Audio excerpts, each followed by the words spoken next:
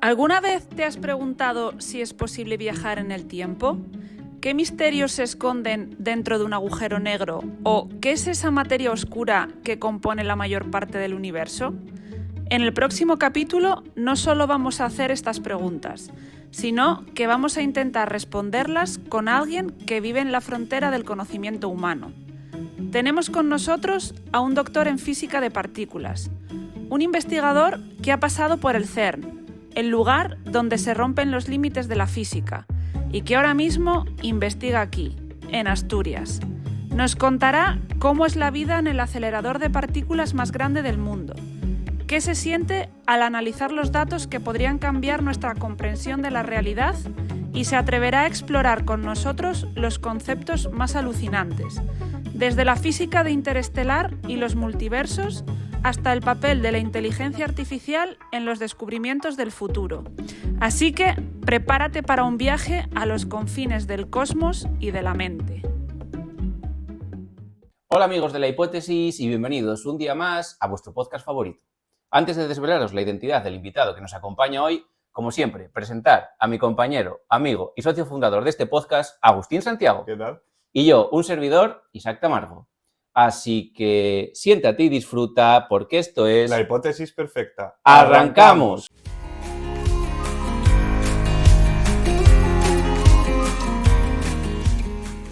Y en el episodio de hoy tenemos el placer de contar con Joan, doctor en físico de partículas, que trabajó en algunos de los institutos de investigación más importantes como el CERN, también de las universidades en Italia, en España y en Estados Unidos, y también interesado en todo tipo de conocimiento como la filosofía.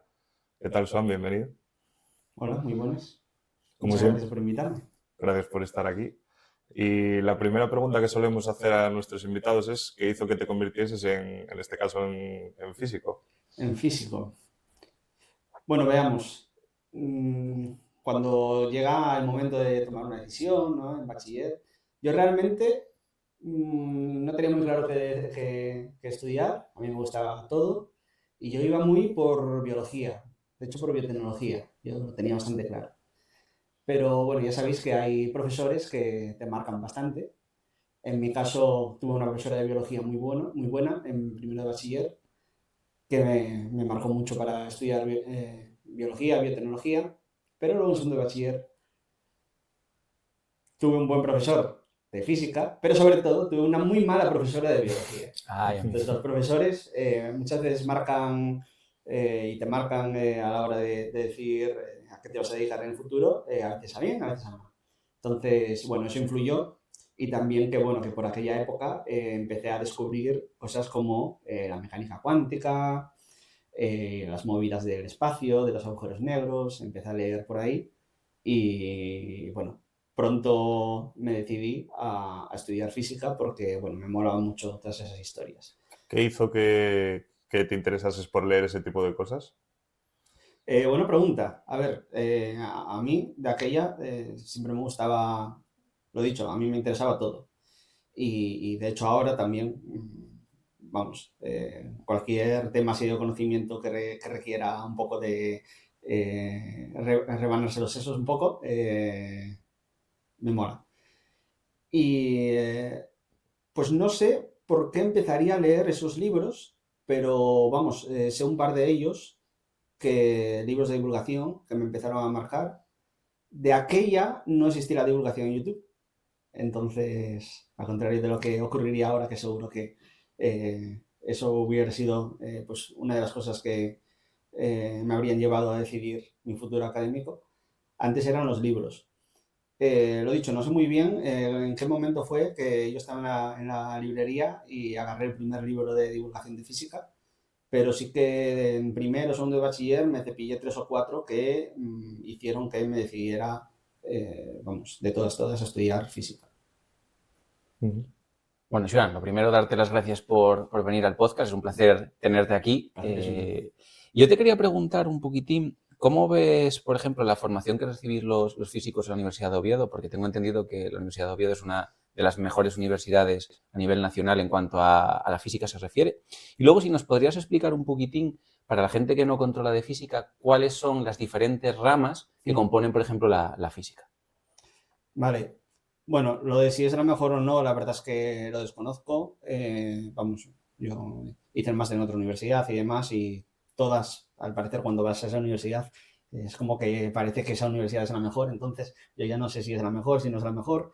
Me parece que es una buena universidad, que tiene buenos profesores, sobre todo ahora, porque de cuando yo estudié ahora se jubilaron bastantes profesores y entraron gente que es, yo creo que muy buena, entonces sí que tiene buenos profesores y la formación en general es buena. También es verdad que en este tipo de carreras la formación ya no solo depende de los profesores, depende mucho de cuánto quiera aprender el alumno. Yo conozco gente que se ha sacado la carrera y que realmente no sabe de física más que los principios básicos, que esas propias personas lo saben y están a gusto con eso, vaya, no es ninguna crítica ni nada. Y gente que ha aprovechado un montón la carrera y ha aprendido un montón. Entonces, vamos, la carrera te sirve como una guía, pero no, tampoco condiciona 100% cuánto vas a saber de física. Entonces, bueno, cuanto que los profesores sean buenos y sean buenos guías, pues es lo que se busca, ¿no? Luego, me preguntaba sobre las áreas de la física. Bueno, eso es un tema que puede darnos para A todo un el podcast programa. entero, ¿no? Así La a física, grandes rasgos, ¿eh? No te preocupes, o sea, un poco para el público en general, ¿no? bueno, a grandes rasgos, yo lo dividiría la primera división en física más teórica y física más experimental, y una tercera rama que es la física aplicada, ¿vale? Yo fui por la rama experimental. La rama experimental es la que busca hacer experimentos, no para encontrar aplicaciones de la física, no para desarrollar instrumentos, no para hacer algo más enfocado a la aplicación o a la ingeniería, sino para estudiar el universo, que es el objetivo de la física, hacer experimentos, ¿vale?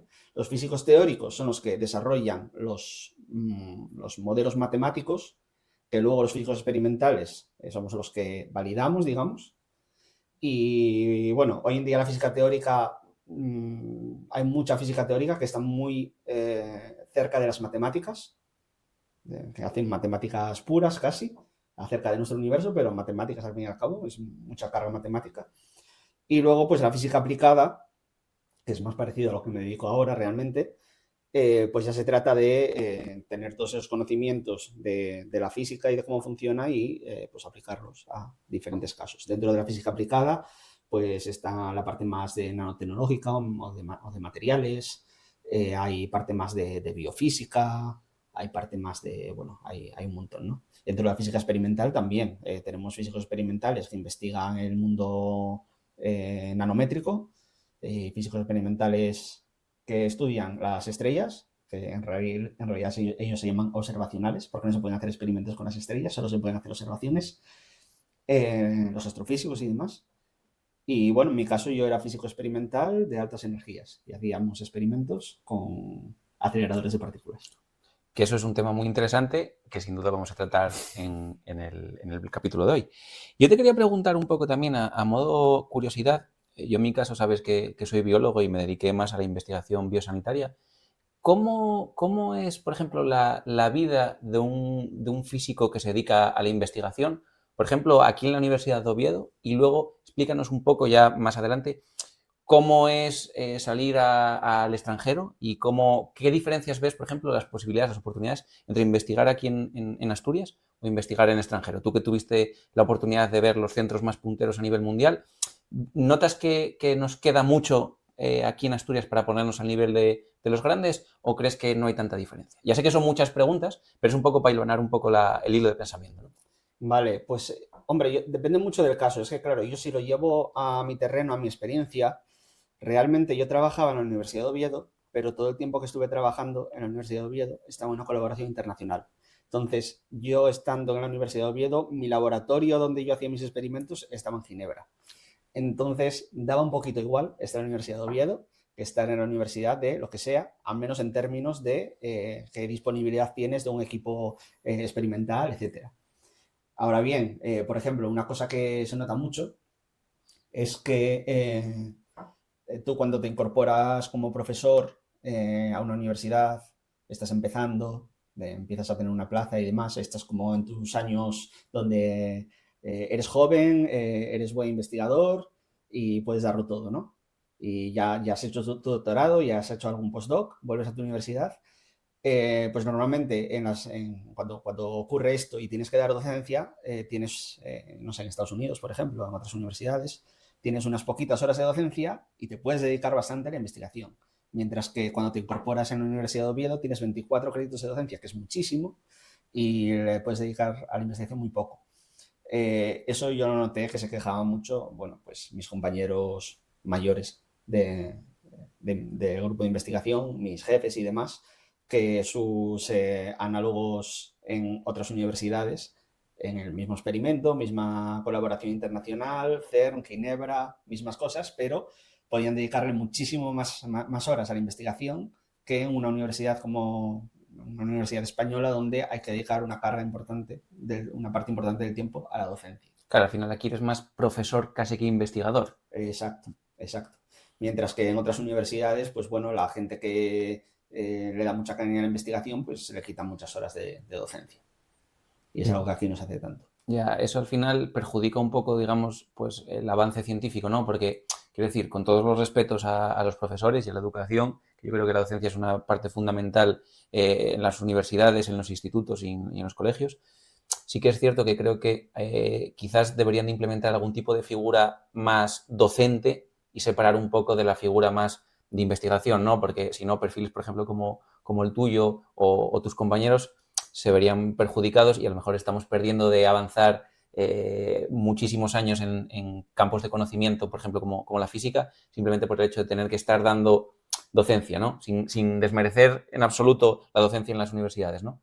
¿Crees que, por ejemplo, un modelo así podría implantarse aquí o ya está años luz? Bueno, todo depende de los presupuestos y de las voluntades un poco políticas o, bueno, de lo que hay en la academia, ¿no?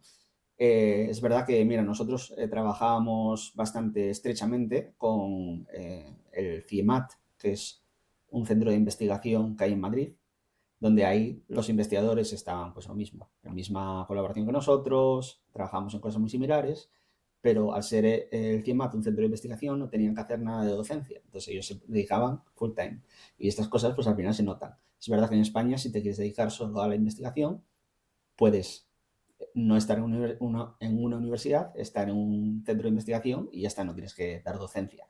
Pero es verdad que, bueno, pues para la gente que desarrolla una carrera académica dentro de la universidad, estaría bien que tuvieran más reducciones o que, bueno, que la universidad de alguna manera tuviera más en cuenta que si estás en una investigación puntera y yo qué sé, durante unos años tienes que dar menos docencia porque estás descubriendo cosas muy buenas, pues bueno, que no sea una barrera el hecho de tener una carga enorme de docencia. Bueno. Nos comentabas antes que tiraste por la rama de la física experimental. Si tuviese que convencer a alguien de que estudiase física con un experimento, ¿cuál harías? ¿Qué experimento haría? Veamos. Buena pregunta. A ver, yo de aquella tuve la suerte de acabar en el experimento más grande, se suele decir, que existe en el mundo. 3.000 personas en ese mismo experimento de todo el mundo, totalmente internacional. Hoy en día a mí me encantan algunas colaboraciones, como por ejemplo, bueno, diferentes colaboraciones que se están poniendo en marcha en el sector de, bueno, en la investigación en astrofísica. El James Webb, el telescopio espacial James Webb, es un muy buen instrumento para hacer física experimental, observacional en este caso, nuevamente. Y telescopios como Vera Rubin, que vendrán dentro de poco, pues también son proyectos súper interesantes. Y bueno, yo creo que dentro de la física experimental / observacional, la parte de astronomía, la parte de detección de ondas gravitacionales, la parte de... Ahí están saliendo cosas cada poco porque es algo relativamente nuevo, o desde hace poco tenemos instrumentos tan sensibles. En mi ámbito, el pico estuvo en 2012, que fue cuando se descubrió el bosón de Higgs. Desde entonces no se descubrió nada o nada relevante y no se espera que se descubra nada relevante hasta dentro de 60 años. ¿Y por qué? ¿Por qué no se espera que se descubra nada relevante hasta dentro de 60 años? Bueno, entramos en materia entonces. Claro, aquí venimos a estar en materia. Nunca mejor dicho, ¿eh? Materia / energía. Vale, veamos. En el CERN tenemos el acelerador de partículas más grande del mundo, ¿vale? Son 27 kilómetros, un anillo de 27 kilómetros a 100 metros bajo tierra, donde se aceleran protones a velocidades muy, muy cercanas a la de la luz, a la máxima energía que somos capaces de acelerarlos. Cuando se creó el LHC, este acelerador de partículas, ya había habido otros aceleradores de partículas. En el mismo sitio, en el CERN, había un acelerador electrón-positrón, chocaban este tipo de partículas. En Estados Unidos había un acelerador protón-antiprotón, todas a energías mucho más bajas. Hubo diferentes descubrimientos a lo largo de la historia, solo quedaba para que encajaran todas las piezas del puzzle que teníamos los físicos a la hora de explicar el universo, solo faltaba una partícula, que era el bosón de Higgs. Se sabía, bueno, o se intuía, que el bosón de Higgs, por las propiedades que sabemos que tiene que tener, tenía que poderse descubrir en el LHC, con las energías a las que podíamos llegar con un acelerador de 27 kilómetros. Así fue, por suerte. La mitad de la comunidad decía que no, la mitad decía que sí. Bueno, había más que sí que no, yo creo. Se descubrió en 2012 y ahora, bueno, siempre a lo largo de la historia de la física de partículas se sabía, bueno, pues si aceleremos un acelerador así de grande, seguramente descubriremos esta pieza que nos falta. Bueno, después de 2012, 2013, descubrimiento del bosón de Higgs, premio Nobel para Peter Higgs en 2013. ¿Cuál es el siguiente paso? No está claro. ¿Cómo de grande tenemos que hacer el siguiente acelerador de partículas para descubrir algo nuevo? No está claro. No hay ninguna siguiente pieza donde todo el mundo esté de acuerdo que hay que hacer esto y ahí seguro que descubrimos algo. No tenemos ni idea de qué va a ser lo siguiente. Y si tuvieses que apostar, ¿qué dirías tú? ¿Qué opinas tú? Si tuvieses que decir algo lo más plausible, lo más probable, bajo tu criterio, no sé, 300 kilómetros, no sé. A ver, el proyecto del CERN para continuar haciendo aceleradores es un acelerador de 100 kilómetros. Creo que todavía no está aprobado. Si se aprueba, se debería empezar a construir pues, a finales de esta década el túnel, aunque no habría colisiones, altas energías, no sé si hasta 2045 o algo así. Sería un cambio de energía de un orden de magnitud, nos llevaría a un terreno totalmente sin explorar. No sabemos si hay nuevas partículas que añadir a nuestro puzzle para entender el universo o no. Y por eso, en parte, pues, quien pone el dinero para esto, que son los estados europeos, pues sí, es muy difícil convencerlos porque para construir un LHC les convencías mucho más fácilmente porque el bosón de Higgs todo el mundo sabía que tenía que estar ahí y había que descubrirlo. O que no descubrirlo y entonces cambiar de alguna manera todo lo que pensábamos hasta el momento. Ahora, lo dicho, no hay nada que nos diga, no, si construís este acelerador vas a descubrir materia oscura o cosas así que se sabe que están por descubrir, pero que no se sabe cómo ni cuándo, ¿no? Entonces, pues probablemente si quieres continuar haciendo física de partículas, tengas que arriesgarte y hacer un acelerador muy grande. Si dices, pues bueno, voy a esperar a 50 años, dentro de 50 años espero tener, no sé, imanes mucho más potentes que me permitan con el acelerador que ya tengo cambiar los imanes e ir a energías mucho mayores, pues tendrías que decir, pues todos estos físicos de partículas voy a reconvertirlos y a que estudien otra cosa. A que estudien, por ejemplo, astrofísica, que ya hubo mucha migración, ¿no?, de físicos de partículas a otras partes y demás. Pero claro, luego, dentro de 50 años, ¿cómo vuelves a conseguir físicos de partículas, teniendo en cuenta que ahora en los experimentos del CERN hay como 10.000 físicos trabajando en las universidades de todo el mundo, pero en el CERN, ¿no?, en los experimentos del CERN? Te arriesgas a destruir un poquito ese know-how, esa inercia de los físicos de partículas que han ido investigando pues desde los años 40 hasta ahora. Digamos que sois una profesión casi en peligro de extinción, ¿no? Hay que cuidaros bien, un poco como decía Manu, haciendo una analogía con el lince ibérico. Tenemos que cuidar un poco los físicos de partículas porque si no podéis migrar a otros campos y quizás luego nunca retornéis, claro. Claro, sí.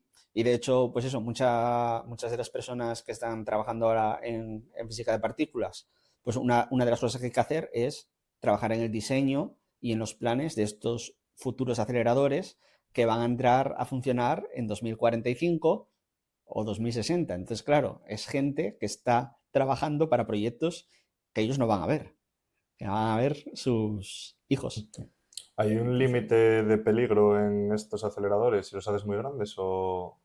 No debería haber ningún peligro.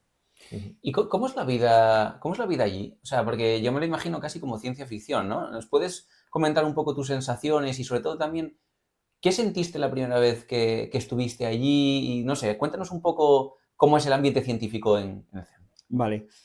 Bueno, decir que, como disclaimer, que mi opinión no es representativa y seguramente si les preguntas a mis compañeros no te lo van a contar con la misma pasión con la que lo cuento yo, porque a mí me mola mucho el CERN y yo lo pasé muy bien y yo en el CERN no siempre hacía lo mismo que mis compañeros en el CERN. Me explico.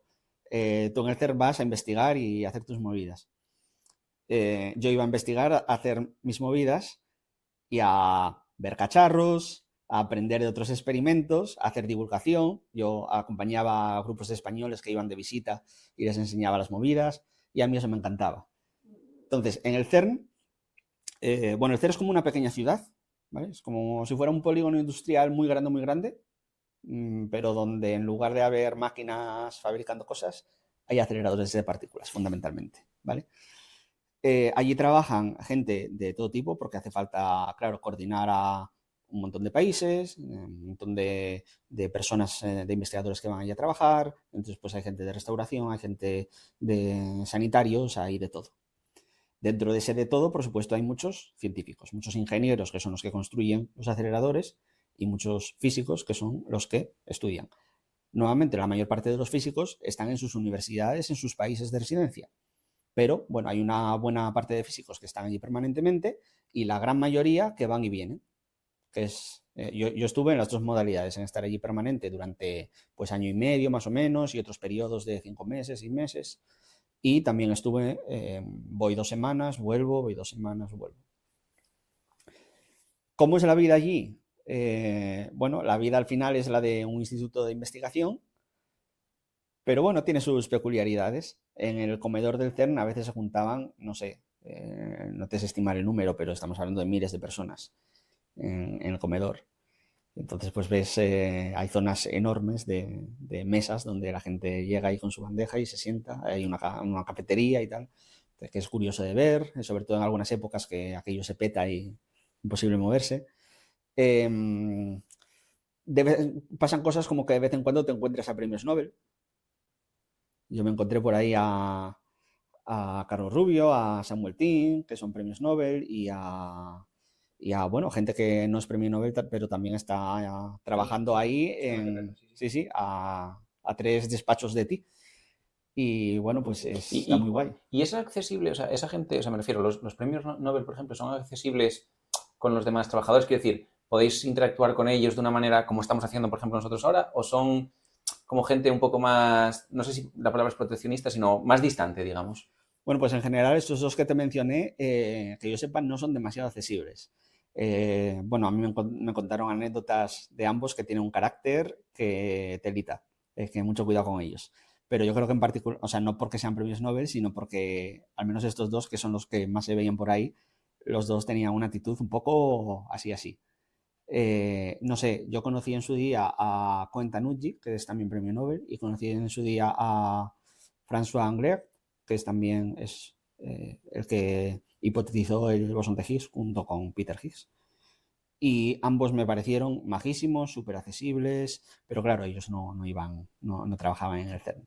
Entonces, justo eso, Samuel Ting, que es al que más se le veía por ahí, al parecer, bueno, a mí me contaba la anécdota de que una vez uno de sus estudiantes puso su chaqueta sobre la silla donde se solía sentar Samuel Ting, que cuando llegó Samuel Ting le echó, vamos, pero... Hostia. O sea, yo no sé si será verdad o no, pero vamos, que había anécdotas que tenía carácter. de carácter y de... Sí, luego eso ya cada persona pues será de... Exactamente. ¿Cómo fue tu primer día allí? Porque entrar en un sitio así tan grande, igual te sentiste un poco abrumado. Perdidísimo. Además allí, bueno, es muy curioso, todos los edificios, o buena parte de los edificios están conectados por dentro y fuera hace mucho frío normalmente en invierno, y entonces pues tienes que ir por los edificios, pero al principio no sabes nada, no estás perdidísimo. Yo al principio cuando fui había allí alguien que conocía, no me acuerdo quién. Es que esto es una cosa muy bonita del CERN y que yo echo de menos, que es que tú siempre que vas, siempre te encuentras a compañeros, bien de la Universidad de Oviedo, bien de la Universidad de Santander, con los que tenemos muy buena relación, de otras universidades que también trabajan en el CERN, gente que has conocido en el CERN ya de otras veces. Entonces tú vas allí y siempre hay gente con la que quedar, con la que tomar algo, con la que salir a cenar después, y eso mola mucho. La primera vez que yo fui con bastante ilusión. Estaba en mi doctorado y llevaba pues casi un año, un poco menos de un año, fue mi primera vez en el CERN. Y bueno, con mucha ilusión, y me maravilló ver aquello. Había cosas que más o menos me esperaba, cosas que no, pero bueno, fue una experiencia bonita. Luego también es verdad que como tú allí vas a trabajar, pues bueno, depende de cómo estés de estresado, porque al final el trabajo de investigación, ya sabéis, a veces puede ser muy estresante, pues a veces no te deja disfrutar del CERN ni de esas cosas. Tú vas a trabajar y tienes que estar en tu despacho y quedando con la gente, hablando y trabajando y ya está.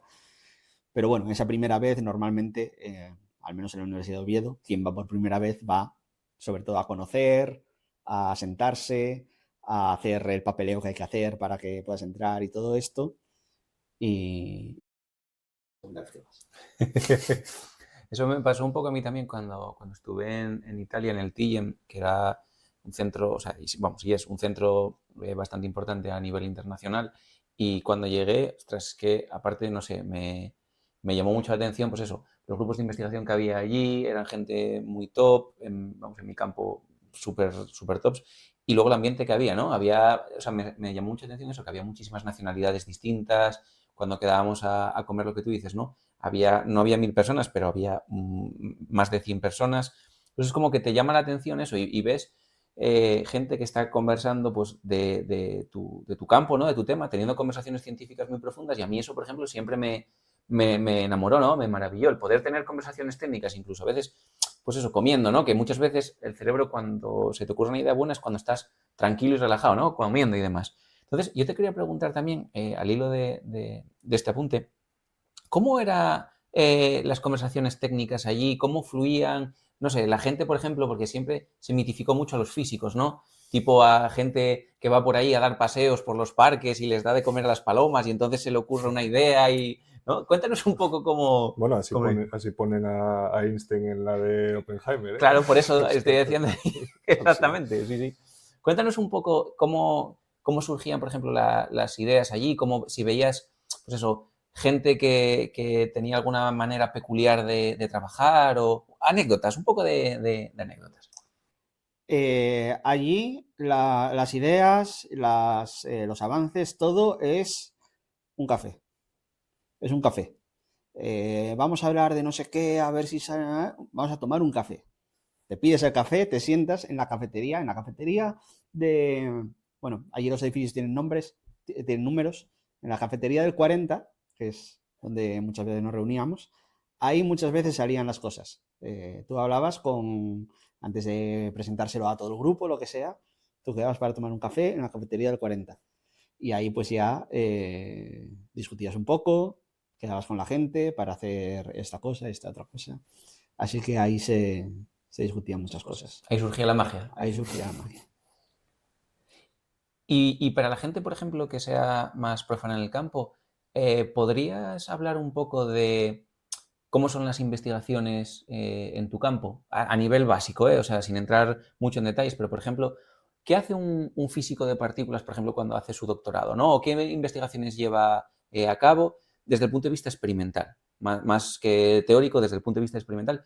¿Cómo pues eso, validáis, pues, no sé, los distintos, no sé si teoremas es correcto, pero bueno, las distintas ecuaciones que lleven a cabo los teóricos? Cuéntanos un poquitín, sobre todo porque yo sé que hay mucha gente, de hecho, cuando comenté con amigos que íbamos a tener un físico de partículas, pues me hicieron muchas preguntas, pues eso, que les inquietaba, ¿no?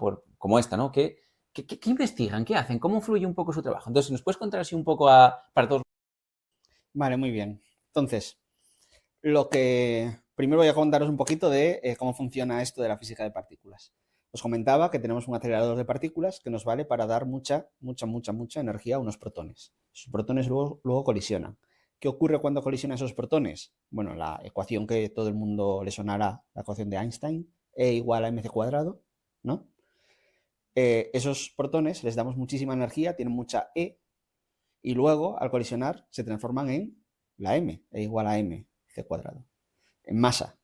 ¿En qué masa? En la masa de nuevas partículas. Entonces, en la colisión de dos protones que tienen muchísima energía, pueden crear muchas partículas o partículas con mucha masa. Estas colisiones las hacemos en el medio de grandísimos detectores de partículas. Son detectores de partículas que podemos imaginarnos como cámaras de fotos, ¿vale? Estas cámaras de fotos detectan todas las partículas que surgen de esas colisiones. Luego nosotros lo que hacemos es analizar esas fotos. Por cada foto vemos qué ha ocurrido ahí, o a partir de lo que vemos inducimos qué pudo haber ocurrido ahí. Por ejemplo, en esa colisión de protones, bueno, la mayoría de las veces, ¿qué ocurre? Nada. Esos los protones son partículas con carga positiva. ¿Qué es lo más probable que hace una partícula positiva con otra partícula positiva? Pues repelerse, ¿no? Cargas iguales se repelen. Pues la interacción más probable es algo así. ¿Nos interesa? No, porque eso es algo que ya conocemos desde hace 300 años.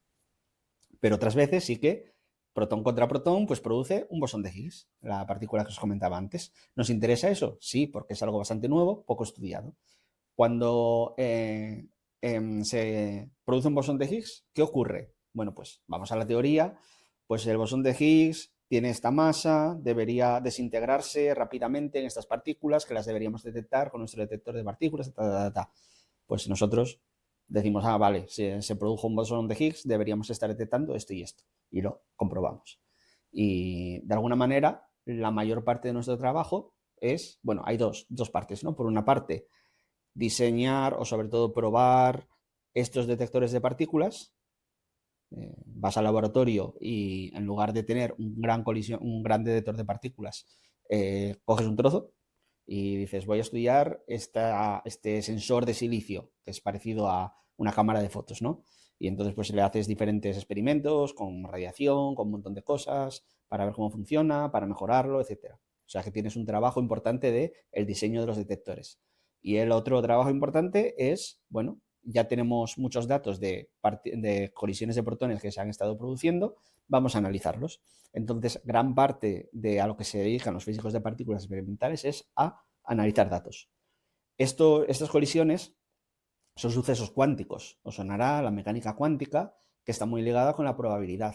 Esto quiere decir que cada vez que chocamos dos protones, aunque el choque sea totalmente igual, no siempre ocurre lo mismo, sino que hay un abanico de probabilidades, de posibilidades diferentes, cada una con sus probabilidades, donde una posibilidad es que se produzca un bosón de Higgs, otra posibilidad es que haya una repulsión entre partículas con carga similar, ¿no?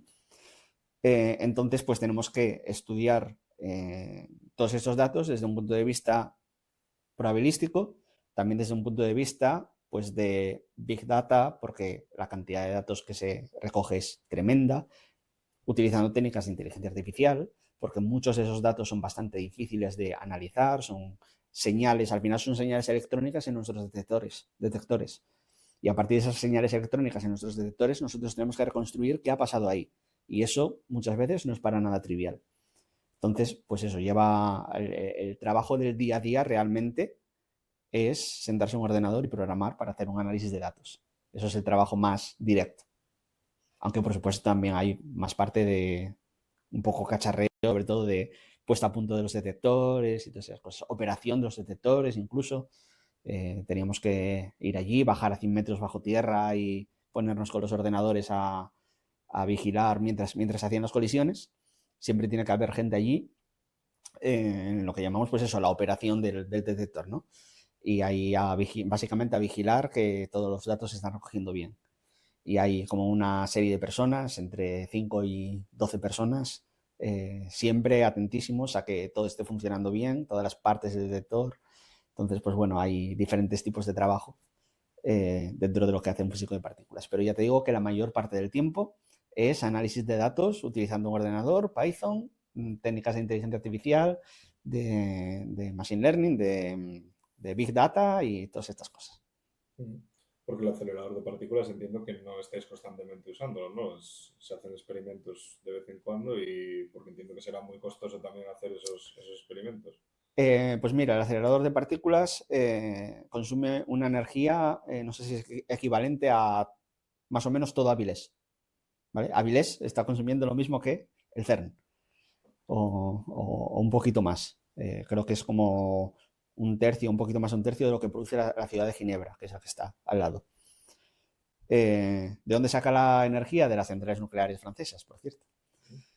Porque está cerca de la frontera de Francia, claro. Está totalmente en la frontera, sí.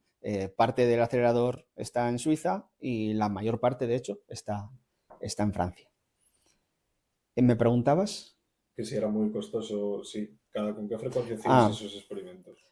Muy buena pregunta. Pues mira, la operación del acelerador se divide en lo que llamamos runs, que son periodos de 3 años funcionando, 2 años de parón, 3 años funcionando, más o menos. ¿Dentro de esos 3 años se están produciendo colisiones constantemente? No. Se producen normalmente entre marzo, abril y diciembre, es decir, se excluye el invierno porque es cuando la electricidad está más cara, se opera el resto del tiempo y en invierno se aprovecha para commissioning, para reemplazar partes que dejan de funcionar, para todas estas cosas. Dentro del periodo de 7 meses al año, 8 meses, 9 meses que está funcionando, ¿se están produciendo colisiones todo el tiempo? No. También pues hay unos periodos de unos meses, siempre hay como 2 semanas de descanso para hacer no sé qué, otros meses, y dentro del periodo donde sí está funcionando, tampoco es continuo. Normalmente, bueno, pues poner, digamos, los protones a colisionar lleva un tiempo, hay que sacarlos. ¿De dónde se sacan los protones? Del hidrógeno. El hidrógeno es el átomo más sencillo, es un protón y un electrón. Tenemos una botellita de hidrógeno así, con un campo eléctrico, separas electrones y protones. Los protones se van para un lado, los electrones se van para el otro, y ya los metes ahí en un acelerador. Se acelera un poquito, pasan a otro acelerador más grande, se aceleran otro poquito, al final llegan al LHC, al acelerador grande, y se van dando energía poco a poco. Este proceso tarda como unas 2 horas. Una vez tienes lo que llamamos stable beams, haces estables de protones dispuestos a colisionar y a producir nuevas partículas, duran 10 horas, 12 horas produciendo partículas de manera constante, cruzándose. Y claro, cuando se produce una colisión, realmente aquí tenemos más o menos 10 a la 10 protones con 10 a la 10 protones. La mayor parte de los protones dentro de un cruce de haces, digamos, no colisionan. ¿Vale? Es como lanzar arena contra arena. La mayor parte de granos no van a colisionar, solo unos pocos. Entonces el resto de granos continúan dando vueltas al acelerador y se vuelven a cruzar, y en cada cruce pues colisionan 50, 100 protones, de 10 a la 10. Poco a poco, muy pocos. Y poco a poco el haz se va degradando. ¿Por qué? Porque en la tubería por donde circulan esos protones hay vacío. De hecho, hay un vacío más perfecto que el que hay en el espacio exterior, que el que hay entre la Luna, por ejemplo. ¿Y cómo se consigue ese vacío tan perfecto? Pues no lo sé, con técnicas de vacío, ¿no? Entonces, es que me sorprende, ¿no? Que sea ahí... Con una aspiradora, no. Sería guapo, ¿eh? Porque pondremos alguna imagen, pero el acelerador es como un tubo circular, ¿no? El acelerador es un tubo circular, muchos tubos circulares, digamos, porque todo el acelerador está a una temperatura más fría que la del espacio exterior también. Está como a 2 grados, 3 grados sobre el cero absoluto. Eso se hace con helio líquido. De hecho, el CERN es el consumidor de helio más importante de todo el mundo. Consume como el 30% de todo el helio. Porque tiene que... Mucho helio, eso. Mucho helio. Y el helio es bastante escaso. De hecho, bueno, el LHC tiene como unas medidas de seguridad. De vez en cuando tú vas por ahí, por Francia, por los pueblitos, porque claro, el LHC está a 100 metros bajo tierra. Pero en la superficie tiene cosas. Y de repente te encuentras con un depósito enorme que pone helio. Y muchas veces es para enfriarlo, pero también porque tiene un montón de sistemas de seguridad de que si pasa algo y se pierde esa temperatura y tal, pues redirigir todo el helio para que no se pierda a los depósitos de helio. Entonces el LHC es un tubo que tiene pues digamos, un tubo donde se enfría todo eso a 3 grados utilizando helio, tiene un circuito superconductor, al final son imanes, y hace falta pues campos magnéticos, un montón de campos magnéticos alrededor del anillo, y el tubo, digamos, el tubo de vacío por donde circulan los protones. Y eso, incluso si es un tubo donde hay vacío y donde hay más vacío que en el espacio exterior, aún así quedan partículas, porque no se puede lograr el vacío totalmente absoluto. Entonces el haz, a medida que va girando, se va degradando. También porque cuando lo colimamos justo en el momento de la colisión, se colima muchísimo, pero algunos protones, el haz al final son un montón de protones todos juntos. Un montón de protones todos juntos, si nos acordamos de lo que os comentaba, de que cargas de mismo signo se repelen, el haz tiende a abrirse. Y entonces hay un montón de campos magnéticos, hay un sistema que se llama óptica magnética, que intenta colimar el haz, pero bueno, siempre se van perdiendo protones. Entonces eso, lo dicho. Esto era para contaros que el haz está, una vez lo hemos acelerado, hemos sacado los protones de la botella de hidrógeno, pues puede estar estable unas 10 horas, 12 horas, luego merece la pena tirar el haz a la basura y volver a cargar el haz llenito de protones a partir de esa botella de hidrógeno. Entiendo también que para hacer los experimentos siempre son, para aprovechar el poco tiempo que está funcionando, entiendo que son siempre experimentos colaborativos, ¿no? Que muchos centros de investigación de todo el mundo se ponen de acuerdo, digamos, para hacer un experimento conjunto o un proyecto conjunto, ¿no? Sí. El LHC tiene su calendario, digamos, acordado por el CERN junto con todos los físicos del mundo, físicos de partículas, y estas colisiones se producen, no lo dije, en 4 puntos. De todo el acelerador hay 4 puntos, y en cada uno de esos puntos hay grandes experimentos, grandes detectores de partículas. En estas 4 colaboraciones de físicos de partículas trabajan en 2 de ellas unas 1000 personas, 1000 físicos, y en otras 2 unas 3000, 3500. Yo estaba en una donde éramos 3000, más o menos.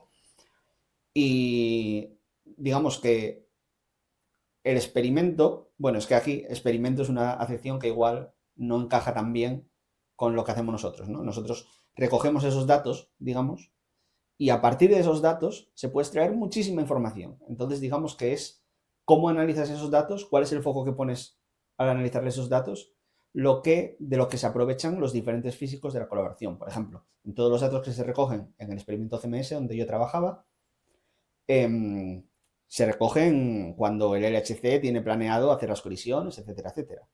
Pero luego de esos 3000 físicos, pues se ponen de acuerdo o no, ya sabes cómo es la ciencia, a veces alguien te pisa y eso también pasa en las colaboraciones, pero normalmente pues hay grupos y subgrupos que se reparten, digamos, pues yo voy a estudiar el bosón de Higgs, yo voy a estudiar esta otra partícula, el quark top, que es muy interesante, yo voy a ver si encuentro materia oscura, yo voy a ver si encuentro agujeros negros, hay búsquedas de todo, yo voy a ver si encuentro cualquier otra movida de física que se te pueda ocurrir, que se pueda producir en colisiones de protones.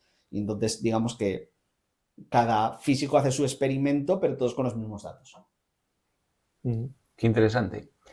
Mencionó Joan ahora el tema de los agujeros negros. Sí. Tengo entendido que tienes una pregunta al respecto. Y yo luego te voy a preguntar alguna curiosidad que ya te pregunté en su momento, pero que hoy te la vuelvo a preguntar. Pero bueno, te cedo la palabra, Agustín, si quieres. Bueno, luego la preguntaremos. Primero quería preguntarte que también eres divulgador, ¿no? Tienes un canal de YouTube, Ciencia XL. Y bueno, al igual que nosotros, que bueno, nos dijiste que no tenías todavía ningún contenido podcast. Me gustaría preguntarte, tengo curiosidad, si quisieras que solo un vídeo de todos los que tienes o un vídeo que tienes por hacer sea viral, ¿cuál te gustaría que fuese? Porque entiendo que es complicado divulgar también algo tan complejo como la física a la gente. ¿Qué vídeo te gustaría que se hiciese viral? Buena pregunta.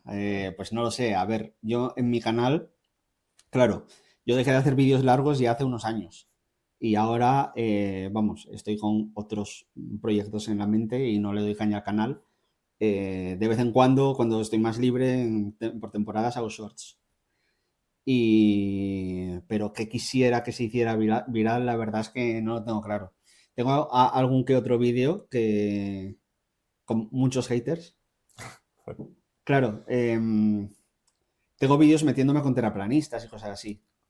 Entonces, pero muy, muy, muy suave, o sea, de forma muy lateral, ¿eh? Por ejemplo, tengo uno de el experimento de Millikan, que es un experimento que se hizo, pues ahora mismo no sabría, bueno, a principios del siglo pasado, en el que se demuestra, antes se pensaba que había una sustancia que se llama éter, la llamaban éter, que estaba fuera de la Tierra y que era por donde se propagaba la luz. Y muy gracioso porque ese experimento demuestra que el éter no existía, ¿vale? No había éter, bajo la hipótesis de que la Tierra se mueve, que es algo que todo el mundo sabía. Bueno, pues los terraplanistas se dan la vuelta y dicen, este experimento demuestra que la Tierra no se mueve. Y cosas así. Es muy gracioso. Y bueno, sí, pues en uno de esos vídeos es muy gracioso porque, vamos, está lleno de comentarios de todo tipo. Y no es el único, no es el único. También tengo un vídeo de la energía no se conserva y ahí hay muchos físicos que me critican. ¿Cómo que no? Si se conserva. Porque pongo un ejemplo donde no se conserva.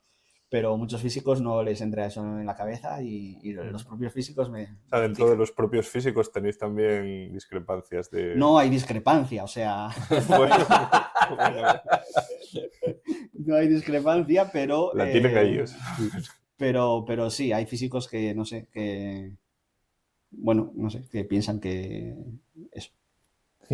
Hay físicos para todo en esta vida, Sí, Agustín. sí. Nada, yo te quería preguntar un poco, ya sabes, un tema que me gusta mucho, que de hecho esta pregunta ya te la hice, pero, te la hice en privado, pero me gustaría ahora en público preguntártela también.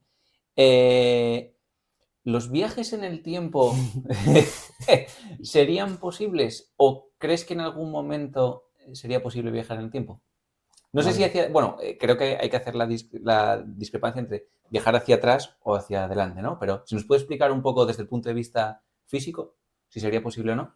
Vale. La respuesta corta es hacia adelante sí, hacia atrás no.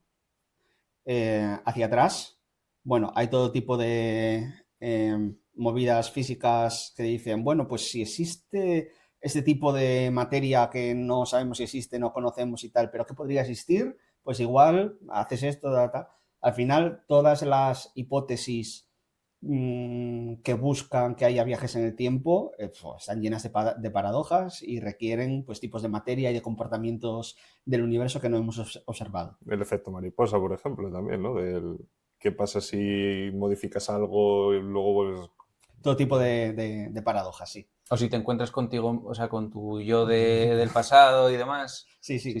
Caes en ese tipo de paradojas que, lo dicho, siempre hay gente muy creativa y dice, bueno, pero esto lo resuelvo porque no puede pasar, porque en mi hipótesis ocurriría esto. O sea, hay maneras y tal, pero vamos, estamos hablando de hipótesis y de cosas para nada probadas y que probablemente pues nunca lleguemos a ello. Al futuro es otra cosa.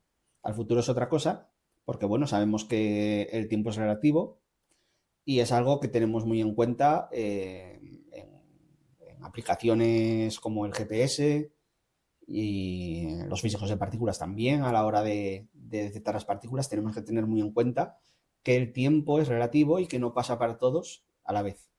Para nosotros más o menos sí, porque no nos movemos mucho unos respecto a otros, pero para las partículas subatómicas que se mueven a velocidades cercanas de la luz, nosotros medimos que para esas partículas el tiempo pasa de manera diferente que para nosotros. Entonces, al futuro sí podríamos viajar a más ritmo que otras personas, quiero decir, porque al final al futuro estamos viajando todos a la vez, pero podríamos viajar a otro ritmo, fundamentalmente o acercándonos a campos gravitacionales muy intensos o viajando a velocidades muy altas, ¿vale?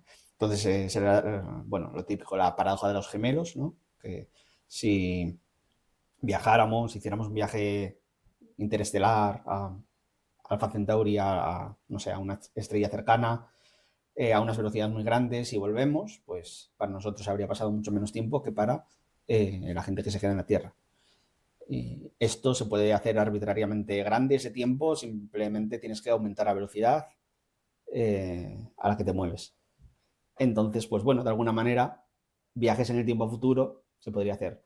¿Qué pasa? Que viajar a alcanzar esas velocidades es totalmente inviable con la tecnología que tenemos. Entonces, ¿se podrá viajar este tipo de cosas en el futuro? Pues no lo sé porque es muy difícil predecir hasta cuánto va a llegar nuestra tecnología, pero es tremendamente complicado. Bueno, sobre eso hay una película que trata un poco sobre eso, que bueno, la historia en realidad es del físico de Kip Thorne, que si mal no recuerdo, creo que Carl Sagan le presenta a una productora de Hollywood y bueno, está como muchos años intentando hacer una película. En el 97 creo que colabora en una que se llama Contact, que yo la vi hace muchos años y trata un poco sobre los agujeros negros y tal. Y luego, en la década de los 2000, intenta empezar a hacer la Steven Spielberg, que bueno, todos conoceréis a Steven Spielberg, y después con unos giros que hubo ahí de productoras y tal, la acaba haciendo Christopher Nolan y la película es Interstellar. Que en esa película hablan de que, si mal no recuerdo, de que el tiempo es otra dimensión más, ¿no? La cuarta dimensión de estos, bueno, los alienígenas que habían conseguido usarla y viajaban hacia adelante y hacia atrás, ¿no? Que es muy... Sí, sí, sí, sí. En física, nosotros cuando tratamos el tiempo lo tratamos como una dimensión más. Y entonces, de hecho, en física de partículas, todas las cuentas que se hace, tú no tienes X y Z, que son las dimensiones espaciales, tú tienes X y Z, T. Y trabajas todo con 4 dimensiones. Y de hecho, bueno, pues en nuestra vida cotidiana las podemos dividir, las espaciales por una parte y la temporal por otra, porque a las velocidades que nos movemos, estos efectos relativistas, que son los que hablan de cómo se dilata el tiempo y de cómo percibimos el tiempo diferentes observadores de manera diferente, pues está un poco desacoplada, porque al no movernos a estas velocidades, estamos todos, digamos, con el tiempo que fluye de manera constante y luego tenemos las dimensiones espaciales. En física de partículas esto no puede ser, están totalmente acopladas. Entonces, todo lo que trabajes matemáticamente y que luego ves en los experimentos, tiempo y espacio están totalmente relacionados. La verdad que muy interesante. De hecho, yo te iba a preguntar un poco tu opinión respecto a la peli de Interstellar, que sinceramente, bajo mi opinión, vamos, yo creo que fue la última peli buena que vi en el cine. ¿Es del 2015 eso? 2015 creo que es. Sí. O sea, ya llovió, o sea, quiero decir. Pero desde el punto de vista físico, por ejemplo, ¿qué opinas tú de esa película? Buah, yo la vi hace muchísimo, ¿eh? No te creas que me acuerdo mucho. Creo que quitando la parte del amor que de ahí del final, está muy bien. Es muy realista. No me acuerdo mucho, pero yo recuerdo que iban cerca de un agujero negro y efectivamente ahí, cuando estás en un campo gravitacional muy intenso, por efectos relativistas, también el tiempo pasa para ti más rápido que para la gente que está fuera del campo gravitacional y todo eso lo mantienen, vamos, está muy bien hecho y, vamos, como decías, está involucrado Kip Thorne. De hecho, una de las condiciones que puso para hacer la película es que todo lo que saliese en la película tenía que ser o que ya estuviese demostrado o que pudiese ser demostrado. O sea, él no quería enseñar nada que la física hubiese dicho ya que era imposible. O sea, Exactamente. que no se hubiese demostrado, vale, pero algo que ya se hubiese demostrado que era imposible, él no... De hecho, los gráficos que salen en la película de agujeros negros y tal, o sea, sé que los hicieron con un estudio, con su supervisión, para que fuera todo milimetrado. Exactamente, sí. que fuera realista. Entonces, sí, claro, científicamente está muy bien. Yo quiero hacerte una pregunta de opinión personal tuya. Si tuvieses que marcar un hito histórico desde el punto de vista de la física, puede ser moderna o física un poco más antigua, ¿cuál sería? Si te tuvieses que quedar con un hito solo, ¡Fua! un momento. ¡Qué presión! Cuidado con los haters, que te estarán escuchando. Los haters físicos, digo, ¿eh? Los haters físicos. Sí. Bueno, pues simplemente por hacer referencia a la historia, diría que no podríamos no situarlo en la revolución científica, porque incluso quizás no es lo más espectacular desde el punto de vista de la física, pero sí que desencadenó la revolución científica, que luego desencadenó la revolución industrial, que desencadenó pues toda la tecnología que tenemos hoy en día. Entonces quizás no sea lo más interesante o lo más llamativo de la historia de la física, pero algunos de los hitos, como darse cuenta de que la Tierra no era el centro del universo, o de que las teorías aristotélicas no estaban escritas en piedra y y había que utilizar el método científico con Galileo, que fue el que empezó a pues utilizar las matemáticas y utilizar los experimentos. Antes la ciencia no se hacía con experimentos, la física no se hacía con experimentos, se hacía leyendo el libro de Aristóteles y demás, y era lo que ponía ahí y era eso. Y pues ese tipo de experimentos quizá es uno de los hitos más importantes por todo lo que desencadenó después. Y si tuvieses que poner un top 3 de físicos, Top 3 de físicos. sí, empezando por el tercero, el podium, el bronce. Teníamos que haberle preparado, como hace el Jordi con el Maldini con los futbolistas, un gráfico aquí con tiers de los mejores, los normales, los malos con físicos, con fotos de físicos, y vas colocando. Para la siguiente Para la vez. siguiente vez hacemos aquí un tier list de físicos. Bueno, estaría guay, estaría guay. Vale, en el número 3, Einstein. ¿Y en el 3? En el 3. ¿Y por qué? Da una justificación un poco... Pues porque los dos que voy a poner encima los considero mejores. Mejor, o sea... Bueno, entre el 2 y el 3 todavía tendría alguna duda. El 1 no. El 1 es impepinable. Bueno, Einstein. Bueno, no tengo que decir mucho de Einstein, ¿no? Ya sabéis por qué está entre los 3 primeros al menos. Recibió el premio Nobel, no sé si sabéis, por el efecto fotoeléctrico, que está muy bien, pero jolín, es el tío que hizo la relatividad, que es como, vamos, es una revolución en sí misma la relatividad especial y general, y no le dieron el premio Nobel por eso, que es como lo más importante que hizo, ¿no? Se lo dieron por el efecto fotoeléctrico, que también está muy bien. Pero... ¿Porque eso lo hizo antes o después? Bueno, en 1905 fue un año maravilloso para Einstein porque sacó como 4 o 5 papers, cada uno de ellos podría recibir un premio Nobel. El efecto browniano, la relatividad especial, el E igual a mc cuadrado estaba ahí en 1905 y a la vez el efecto fotoeléctrico. Le dieron el premio Nobel por este, pero vamos, que cualquiera de los otros también hubiera estado bien. Y no me acuerdo cuál era el otro, pero vamos. O sea que fue más o menos ahí. Sí, y de hecho el premio Nobel creo que se lo dieron en el 21, 22, por ahí, que ya se había probado y demostrado la relatividad general. Por cumplir, ¿no? Quizás. Porque no se fuese sin él, ¿no? Me imagino. Y vale, eso es el número 3. Número 2, Fermi. No sé si conoces a Fermi. Fermi, bueno, casi podríamos llamarle el fundador de física de partículas, o bueno, fue el primero que, digamos, empezó a explicar fenómenos físicos en términos de partículas, de intercambios de partículas, que es algo que es fundamental en física de partículas. Bueno, y tiene un montón de contribuciones y además se le conocía por ser muy bueno aproximando cosas. Entonces tiene una anécdota, a ver, tampoco quiero explicarla mal, pero tiene una anécdota de cuántos, no sé si era afinadores de pianos, trabajan en Chicago. Una pregunta que puedes tirarte un triple y decir un número, pero él decía, no, pero vamos a contar tal, y hacía un cálculo y sacaba un número aproximado.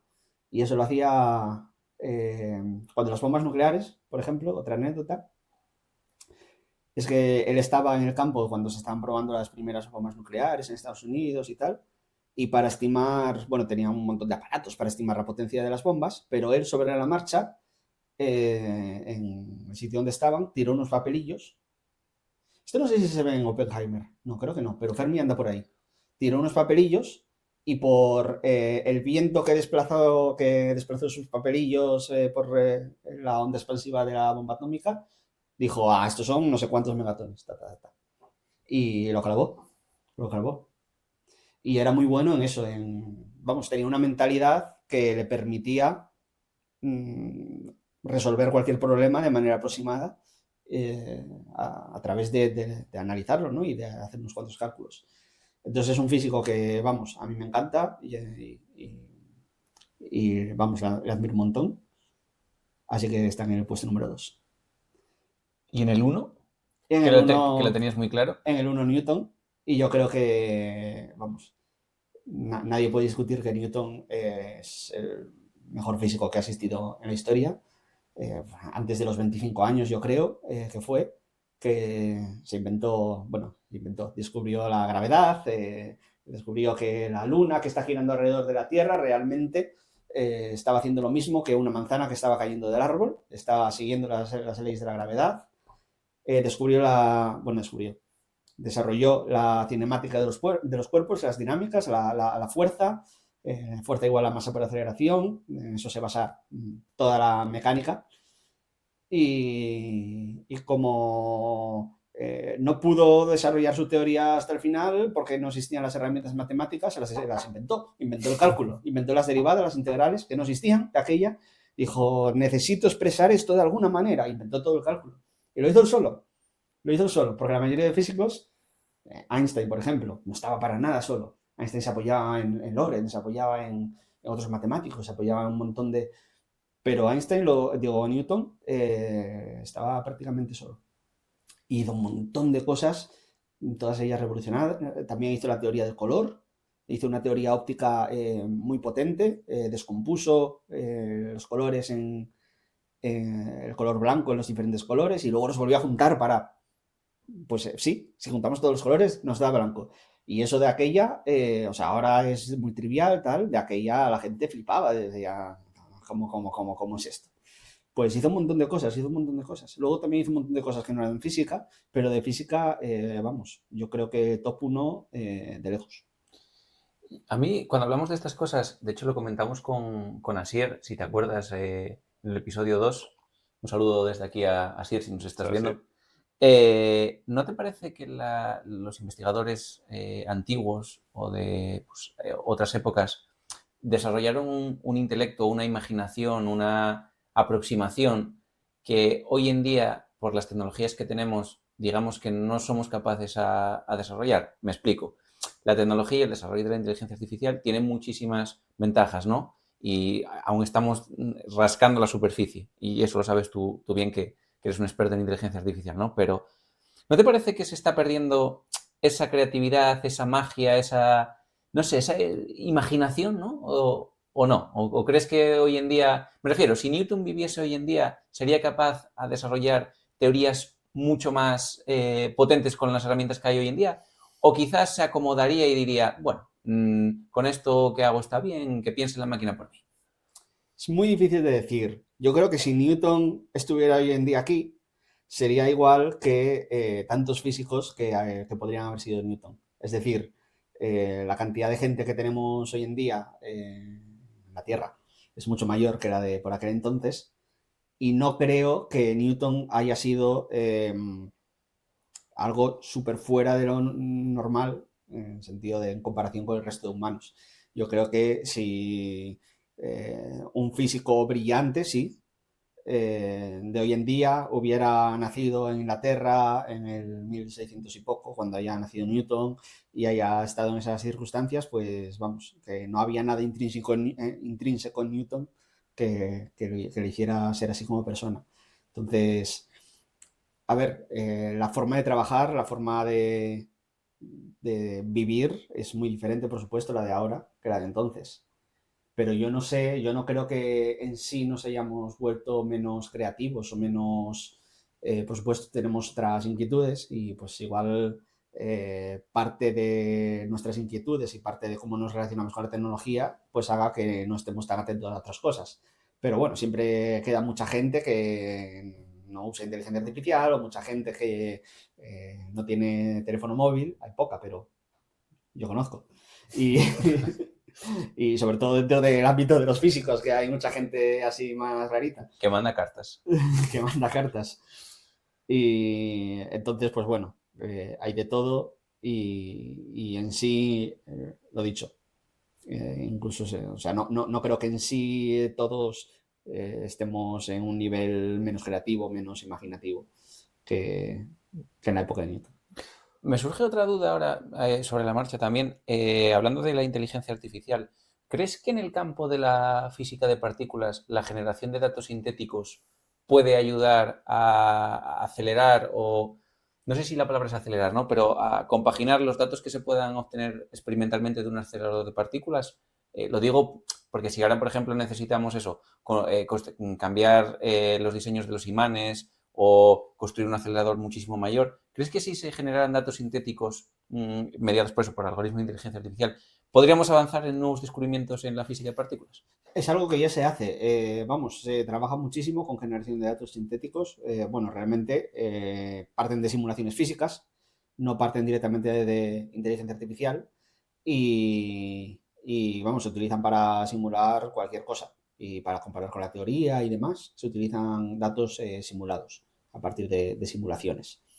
Datos producidos a partir de inteligencia artificial lo veo más difícil porque para entrenar esa inteligencia artificial o para guiarte, puedes o bien hacer que te produzca datos como los que tú ya estás simulando. Entonces, igual se puede utilizar para acelerar esa parte y demás, pero no puedes simular, por ejemplo, con inteligencia artificial que podrías medir. Por ejemplo, si imagínate que quieres descubrir una nueva partícula. Ninguna inteligencia artificial del mundo te va a decir si esa nueva partícula que no has descubierto y que nunca nadie ha visto está ahí o no. Siempre te va a dar datos como, bueno, si es algo que no has explorado, pues no te los va a poder, se tiene que basar en un modelo físico o algo así. Es que en realidad el poder de la IA es contexto, contexto y contexto, es darle el contexto. Sin contexto realmente es tonta, no...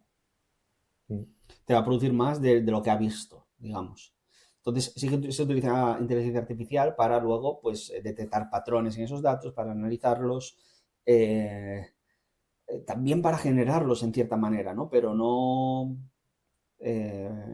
algo demasiado diferente a lo que harías simulándolos a través de modelos físicos, ¿no? Siempre guiándolo con modelos físicos. Vale. También hay bastante escepticismo.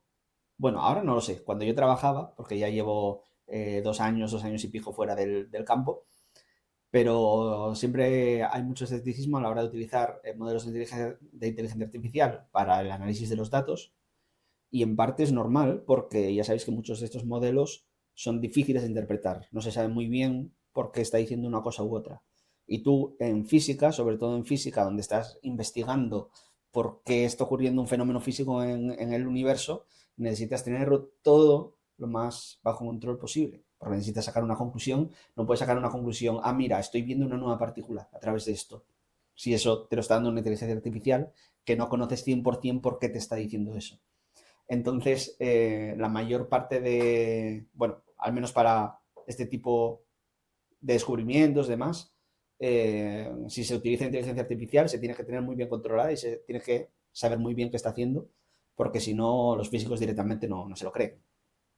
O sea, digamos que el mundo físico no se fía 100% de la IA, ¿no? O sea, quiero decir, es un mundo más tradicional, digamos. La tecnología al final, bueno, hay ahí un poco de reticencia, ¿no? No sé si es tanto así, como que son muy cautelosos, y yo creo que, vamos, que está bien que lo sean, a la hora de directamente fiarse de la predicción o el análisis de los datos que hace una red neuronal que no estamos entendiendo del todo cómo ha sido entrenada y qué se sostiene y por qué te dice una cosa u otra. Entonces, casi todos los análisis que se hacen con redes neuronales también se hacen con algoritmos donde puedas controlar mejor qué está haciendo, ¿no? Algoritmos más clásicos o más de machine learning, pero no redes neuronales que son más caja negra, caja oculta, sino pues otro tipo de algoritmos. Entonces siempre hay las dos cosas, ¿no? Para verificar.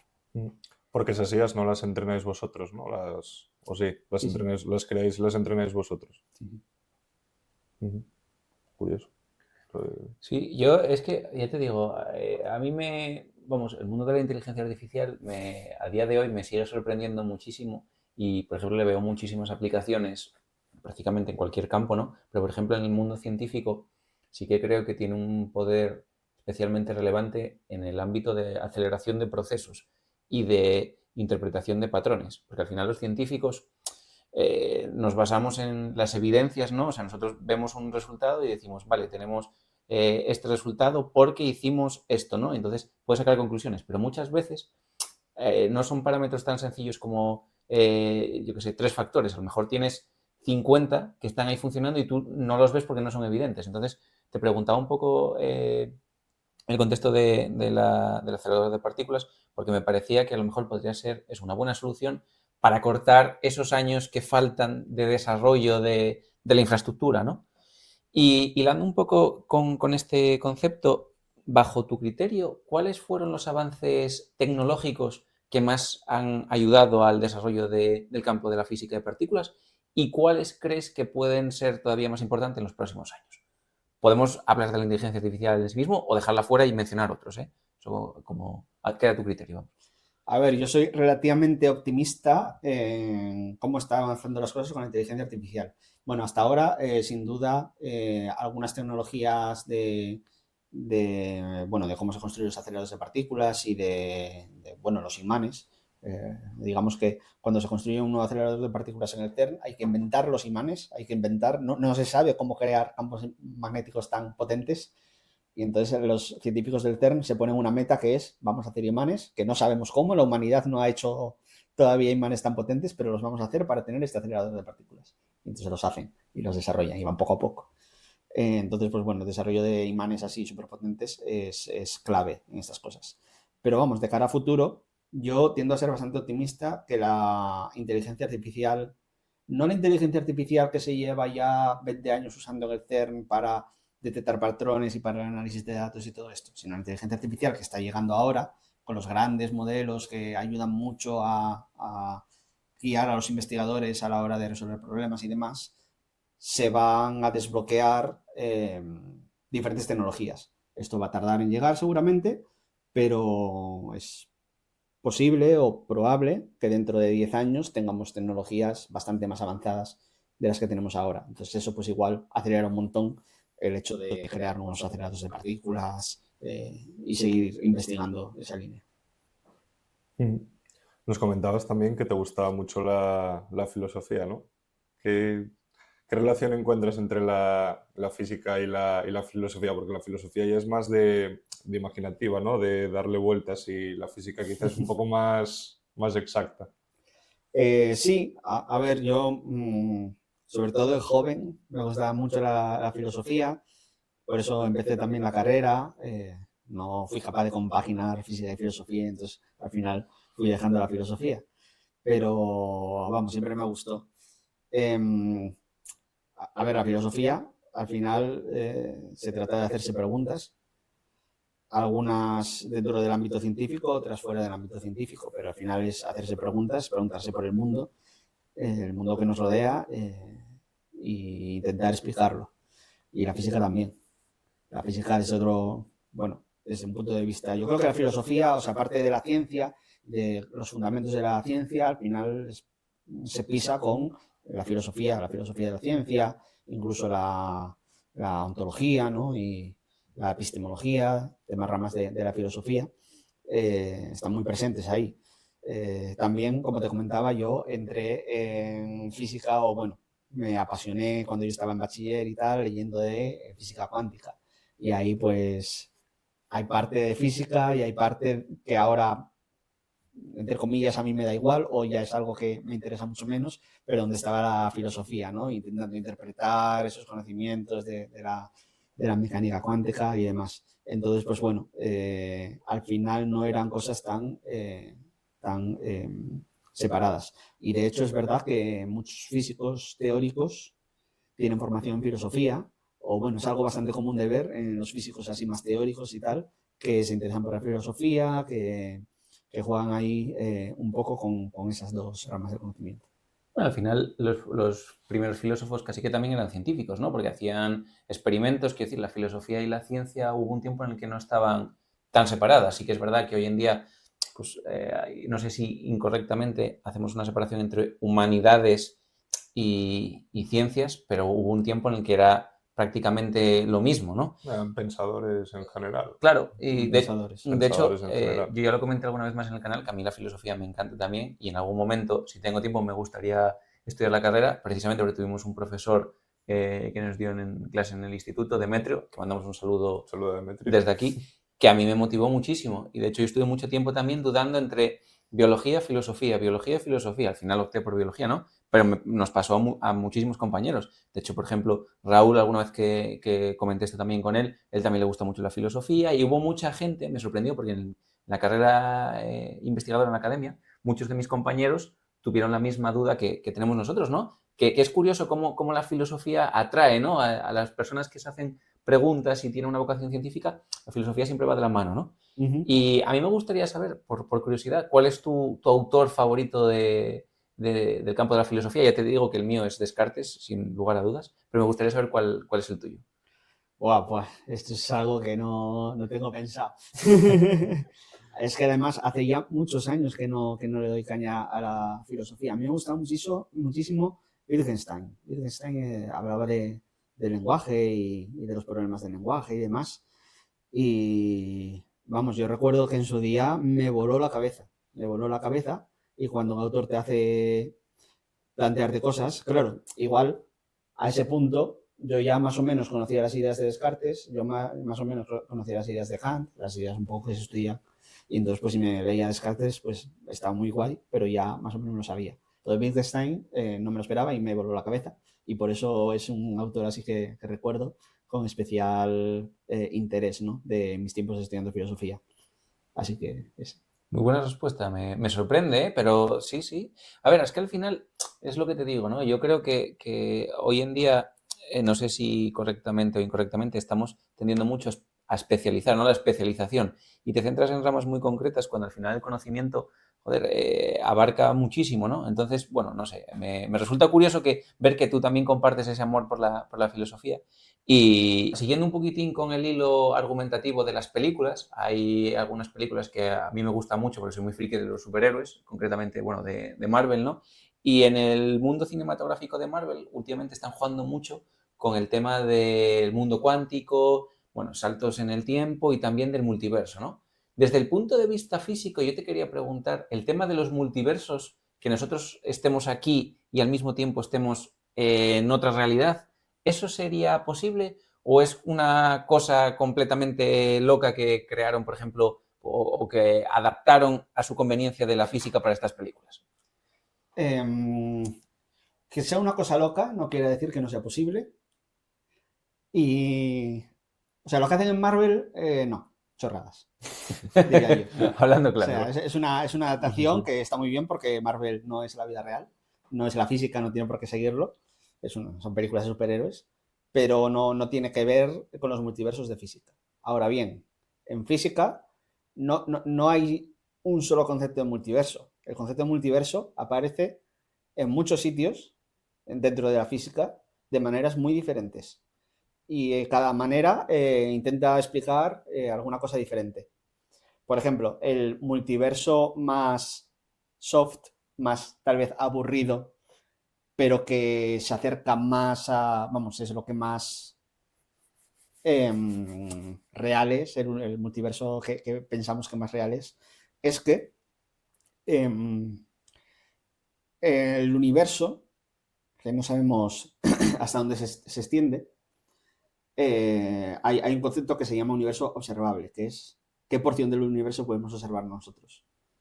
Esto se sabe cuál es, se puede calcular, básicamente porque, bueno, dentro de la teoría del Big Bang, por supuesto, sabemos que el universo tuvo un comienzo, sabemos que hubo una expansión del universo y sabemos que la velocidad de la luz es finita, es la velocidad más rápida que se puede alcanzar y es finita.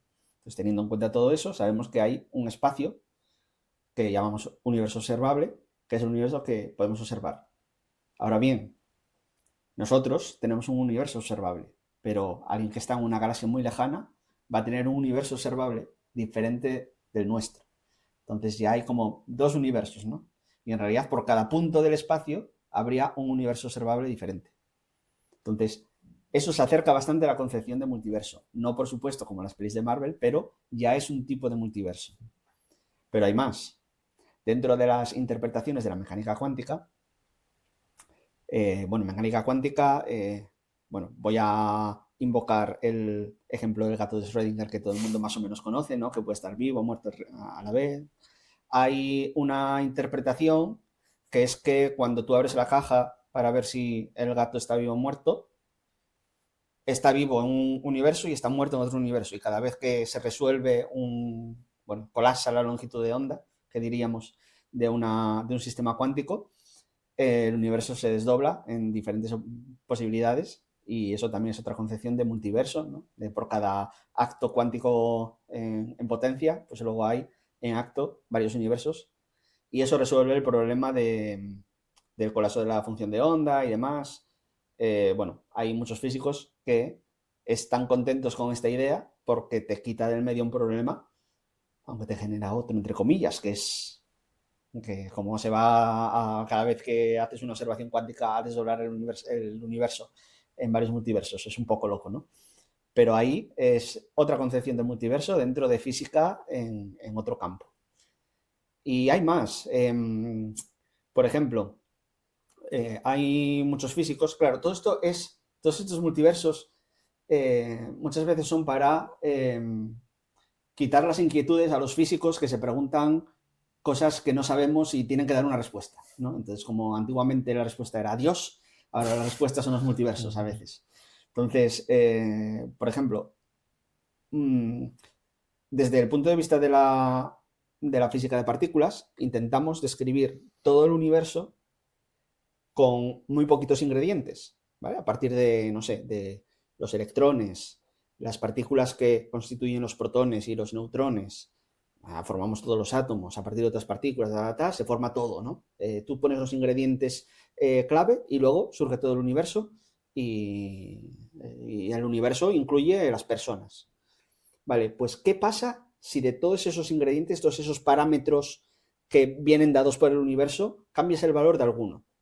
¿Qué son esos parámetros? No sé, hay parámetros que no son fundamentales, se deducen a partir de otros más fundamentales. Yo qué sé, el nivel de energía del átomo de hidrógeno, o yo qué sé, el hecho de que se pueda formar una molécula de hidrógeno. Eso viene dado por las propiedades de los átomos de hidrógeno. Y los átomos de hidrógeno tienen unas propiedades que vienen dadas por las partículas que constituyen esos átomos. Bueno, pues si vamos hacia atrás del todo, hay como unos parámetros que parece que son propios de nuestro universo. Tú puedes crear un universo si defines una serie de parámetros, que son, en el modelo estándar, no sé, del orden de 20. Masas de partículas y demás. ¿Qué pasa si en lugar de ese valor tuvieran otro valor un poquito más pequeño, un poquito más grande? Pues muchas veces te das cuenta de que, yo qué sé, si esta partícula en lugar de tener esa masa, tiene esa masa multiplicada por un factor 2 o 5, sí puede existir el universo, pero la vida no, o los átomos no. Entonces, ¿por qué en nuestro universo justo tenemos estos valores que que hacen posible la vida, por ejemplo, y que hacen posible que nosotros nos preguntemos por esos valores del universo? Bueno, es una pregunta que mucha gente dice, no, esto se resuelve si pensamos que hay muchos universos. Hay muchos universos donde en cada universo estos valores que parece que están tan ajustados para que exista la vida, tienen valores aleatorios. Y bueno, lo que estamos viendo es un sesgo de que nosotros, que somos estamos en el universo que nos ha permitido que nosotros existamos. Pero es que hay muchos por ahí. Entonces, no es que, entre comillas, Dios haya tuneado este universo para que exista la vida, sino que es el azar de que hay muchísimos universos con valores muy diferentes de la masa de las partículas, por ejemplo, y nosotros estamos sesgados de que estamos viendo el universo en el que estamos. Entonces, esta es otra concepción del multiverso que explica que no hay un Dios tuneando los parámetros del universo, sino que es algo totalmente estadístico. Lo dicho. Que estadísticamente hablando, sería factible que hubiese n igual a infinitos universos, ¿no? Siempre y cuando tuvieses en cuenta esos parámetros, refiero, que cada parámetro tuviese un valor X, ¿no? O sea, esto no es que sea estadísticamente posible, sino que es algo que esto es una hipótesis. Esto es una hipótesis para explicar que estamos en un universo donde estos parámetros físicos tienen esos valores tan concretos que si los mueves un poco, pues igual ya no hay átomos y ya no se formarían átomos en este universo. Entonces, para explicar esa singularidad, dices, pues puede que haya muchos universos con otros valores y entonces ya no tienes que explicar una singularidad porque están todos esos valores. Claro, y entiendo que de momento no hay nada que explique esa singularidad con otra aproximación específica, ¿no? O sea, se toma esta porque es en plan, bueno, mira, esto me suscita otros problemas, pero como los problemas que me suscita son menores a tener que estar aquí buscando una explicación racional, vamos a dejarlo en esto, ¿no? Exactamente.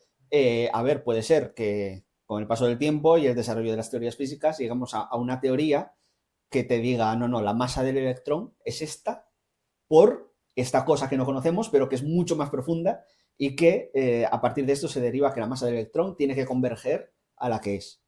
De esa manera te estaría explicando por qué el universo es como es. Y ya te estaría dando una explicación de existen los átomos porque se pueden formar, porque la masa del electrón es esta, la masa del protón es esta, porque ocurre esta cosa fundamental que ahora mismo desconocemos. Entonces, si hay una teoría en el futuro que explica estas cosas, pues es como, no sé, puede ser una situación análoga a cuando, yo qué sé, en la Edad Media, pues pensaban que era Dios el que había puesto al Sol y la Luna y la Tierra y tal, y vamos, que exista un Sol que nos da luz y que hay estaciones y que esté la Luna y que todo esto nos permita vivir, no puede ser otra cosa que la hipótesis de que existe un Dios que lo puso ahí, ¿no? Ahora sabemos que no, ahora sabemos que existe un Sol y está la Tierra y porque antes había un disco protoplanetario del cual se formó el sistema solar, todo eso ya lo tenemos explicado y no hace falta introducir la hipótesis de Dios. Bueno, pues de alguna manera la hipótesis del multiverso también ayudaría a explicar esta cosa que todavía no sabemos explicar de otra manera. Entonces, al final, en física, los multiversos se manifiestan muchas veces a través de este tipo de explicaciones que necesitamos o alguna gente necesita porque no es capaz de explicar algo. Qué curioso, ¿eh? Sí, curioso. Yo tengo otra duda, curiosidad. Antes que estás comentando el descubrimiento de la materia oscura, ¿cómo se descubrió la materia oscura? Porque, o sea, me suscita, siempre me chocó mucho el término, ¿no? Sí, totalmente. Es que es algo bastante enigmático, ¿no? Sabemos que toda la materia que conocemos que conocemos, la que tenemos por aquí, está formada por átomos. Los átomos tienen protones y electrones que están unidos por fuerza electromagnética, ¿vale? De las 4 fuerzas que conocemos de naturaleza, la fuerza electromagnética está presente en toda la materia porque está formada por átomos.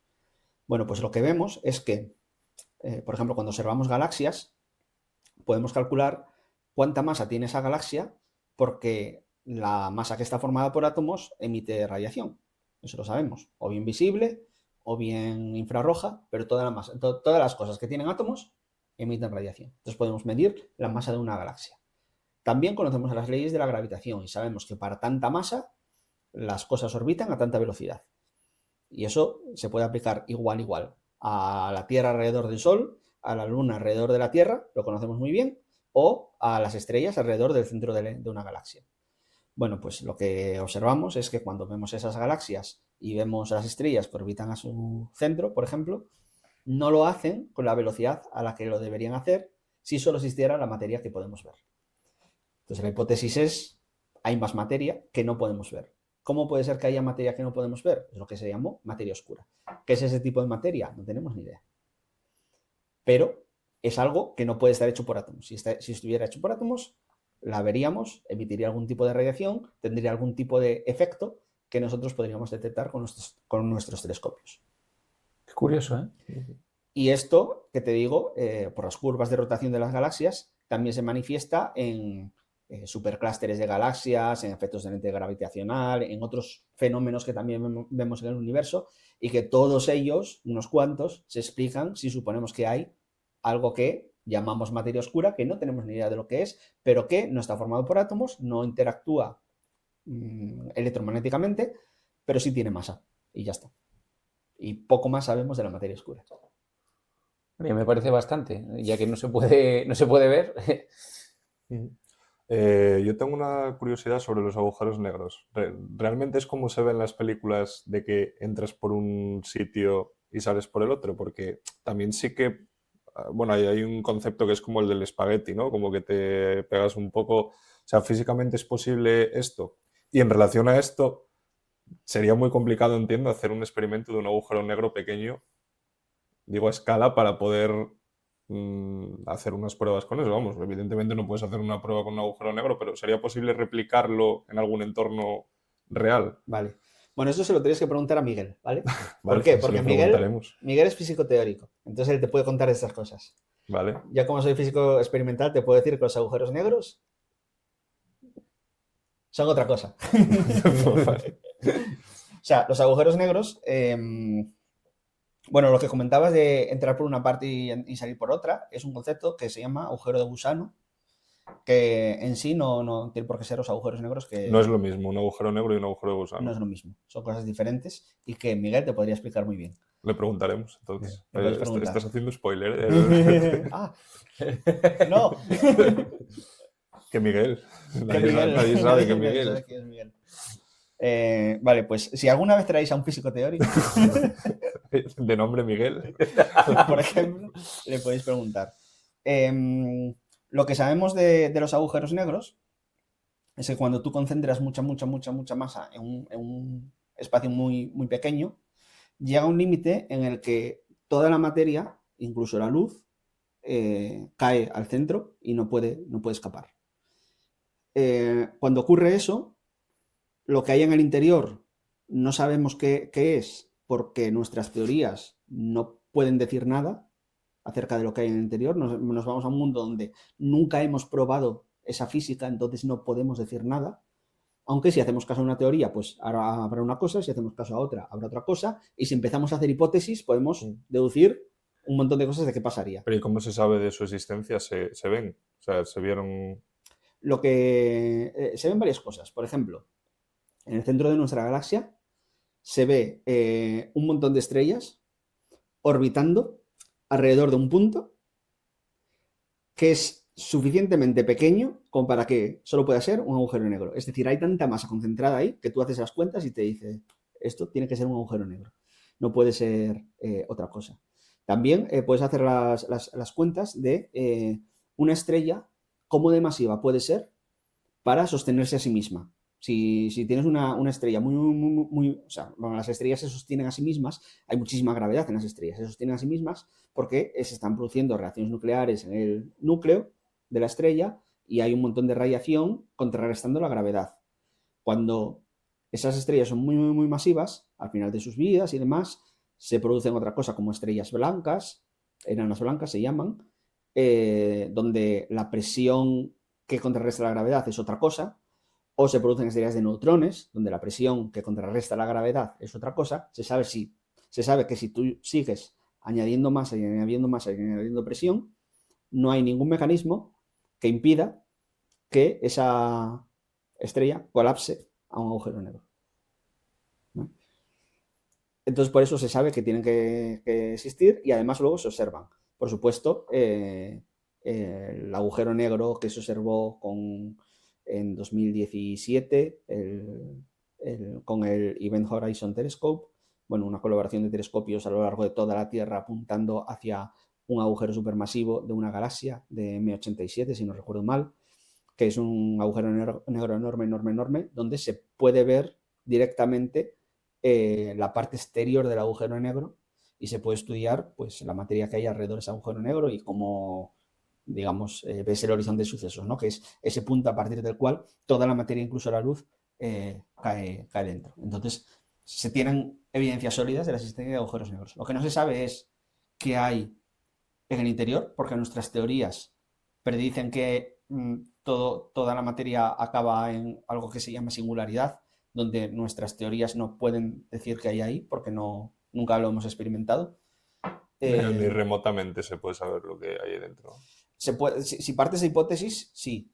Pero es que cuando llegamos a ese punto, estamos en un punto suficientemente pequeño como para estudiarlo desde el punto de vista cuántico, pero tan masivo que tenemos que tener en cuenta el espacio-tiempo, la relatividad general. Y estas dos teorías no casan.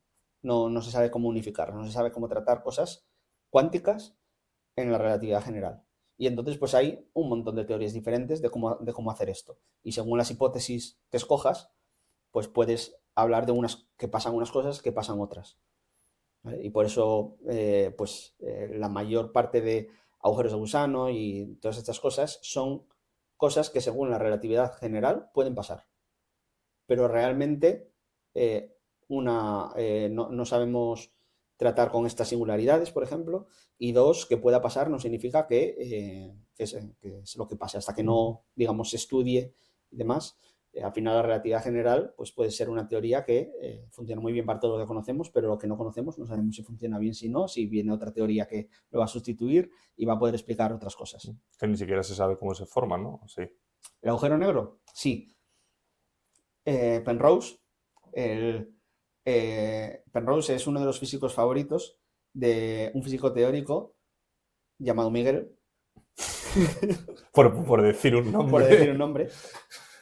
Y uno de sus trabajos que hizo en relación a los agujeros negros es que demostró que los agujeros negros se pueden formar en el colapso de estrellas. Y bueno, ahora mismo cuando estudias cómo evolucionan las estrellas, se sabe que si una estrella tiene más de tanta masa, más de, creo que son 8 veces la masa del Sol, no, es más. No, bueno, no, O sea, no la estrella al acuerdo. último era la supernova, ¿no? Explotaba y... Sí, en la fase final la estrella explota en forma de supernova. Pues cuando es suficientemente masiva esa supernova, deja en su interior un agujero negro. Cuando es menos masiva, deja una estrella de neutrones. Bueno, le preguntaremos... Si alguna vez viene por aquí algún físico teórico, le preguntaremos. Llamado Miguel. Llamado Miguel, si no, no vale. Le preguntaremos que nos desarrolle un poco más. Sí. Que bueno, estamos hablando de esto, que tengo detrás aquí un póster que tiene varias... Tiene una canción que se llama Neutron Star Collision. Ajá. Y algunos divulgadores como Javi Santaolalla o Quantum Fracture, que bueno, son muy, muy conocidos. ¿Cómo ves de complejo divulgar sobre algo tan complejo también como la física al gran público? Porque en tu caso en el canal de YouTube, ¿tienes seguidores de todo tipo o tienes seguidores más, digamos, de tu perfil? Bueno, de todo tipo, de todo tipo. A ver, el cómo divulgar física precisamente nos lo han enseñado estos dos grandes divulgadores que has mencionado. Y bueno, han demostrado que es posible, ¿no? Por supuesto es complejo, pero vamos, hay gente que lo hace muy bien, o sea, yo no, pero Javi Santolaya, por ejemplo, divulga muy bien y sabe llegar al público súper bien. Y sobre todo sabe llegar a gente que no sabe de física, que no estudió física, porque claro, tú vas a una facultad de física y todo el mundo sabe que es Javier Santolaya y todo el mundo le encanta sus vídeos, pero ese no es el mérito. El mérito es que te conozcan gente que no tiene ni idea de física y que despiertes en ellos un gusto por la física. Yo los conozco y tampoco, o sea, entiendo lo básico, vamos, pero tampoco soy experto ni muchísimo menos, ni siquiera... Y los conozco, vamos, es el claro ejemplo de lo que dices. Sí. Exactamente. Pues eso es lo que te puedo comentar. Y ahora ya conoces a otro youtuber como Joan, Ciencia XL, que espero que empieces a ver sus vídeos. Sí, hombre. Bueno, en este caso los shorts. ¿Qué te dice que no seas suscriptor y que no los vea? Bueno, no lo sé.